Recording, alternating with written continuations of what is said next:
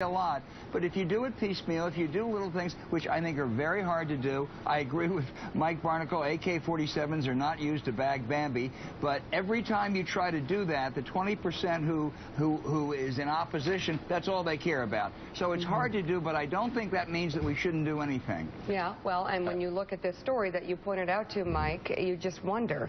This is the mother of the shooter who posted on Yahoo Answers. This is obtained by the New York Times and the site where she spent hours over the last 10 years answering medical questions, talking to other parents of troubled kids. And I'll read two little parts of it that you'd get in trouble for reading. She opened up the door about difficulties raising a son who used to bang his head against the wall and said that both she and her son struggled with Asperger's syndrome and autism spectrum disorder. She tried to counsel others whose children faced similar problems.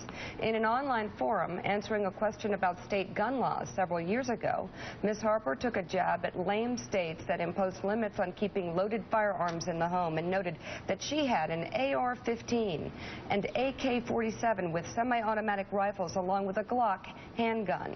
She indicated her son, who lived with her, was well-versed in guns, citing him as her source for information on guns.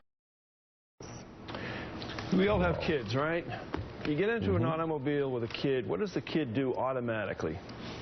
Puts his or her seatbelt on. Automatically. You can see them do that. It took 20 years to convince some states to have seatbelt laws. Right. It took maybe almost 20 years to convince automobile manufacturers to make seatbelts mandatory in automobiles. We can do this.